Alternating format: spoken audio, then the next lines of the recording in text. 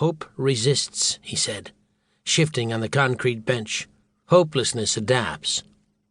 Calling it our duty rightly, revolutionary forefather Thomas Paine had urged Americans, in one of the most hopeless moments before the American Revolution in 1776, to take our children in our hand and fix our station a few years farther into life.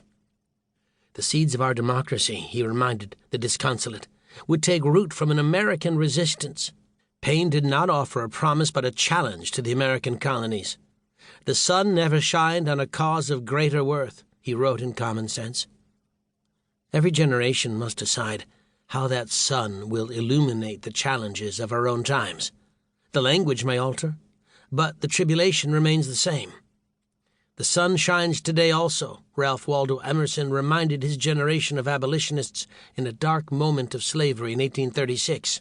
"Pray for the dead and fight like hell for the living," Irish immigrant and labor leader Mary Mother Jones told a crowd of striking coal miners seeking fair wages and better working conditions in West Virginia in 1912. In my own lifetime, Mississippi freedom leader Fannie Lou Hamer reminded civil rights activists in 1965 that the only way to end segregation in Mississippi was to bring out to the light all that has been under the cover all these years. Joining thousands of Mexican-American students in the streets of Los Angeles on a spring day in 1968, Chicano leader Carlos Munoz Jr. saw the historic walkouts at the nation's largest public school system as a counterpart to the civil rights movement and a new chapter in an American tradition of resistance.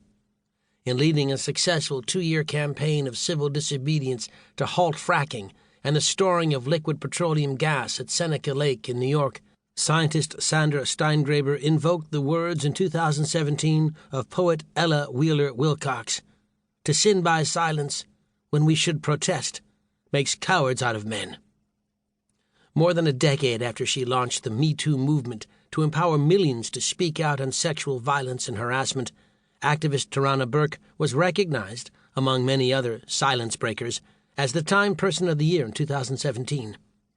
At the historic March for Our Lives rally in Washington, D.C. on March 24, 2018, Emma Gonzalez read the names of fellow Florida students killed in the February 14 shooting, stood in silence, and then challenged the nation to fight for your lives before it is someone else's job. On February 11, 1990, freed from 27 years in prison in South Africa, Nelson Mandela saluted multiple generations of resistance from the balcony of the Cape Town City Hall. Today, the majority of South Africans, black and white, recognize that apartheid has no future. It has to be ended by our decisive mass action. We have waited too long for our freedom. To be sure, I could not be glib or disingenuous about the powerful idea of resistance today. My son is also an Italian citizen.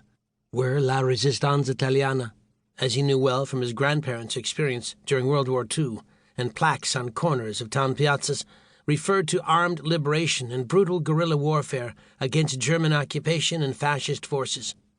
Yet as a chronicler of American social movements and as a participant in what historian Howard Zinn called the unreported resistance, I knew a deeper story of American resistance needed to be brought out of the shadows.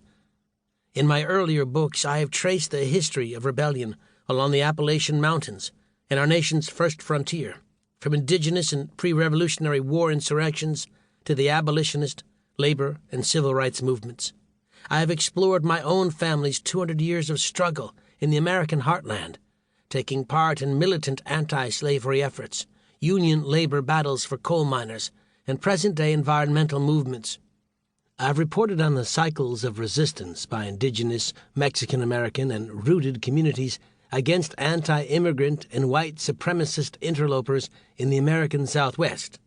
I've chronicled the life struggles of a pioneering woman journalist's battle over freedom of speech in the early 19th century, and the resistance work of a Southern writer and agitator in the mid-20th century, who had been wanted dead or alive for his subversive organizing in the mills, mines, and racist institutions of the white ruling class. I've set out to write this book for my son in the context of our American story today, not to write an exhaustive history of social justice movements, but to respond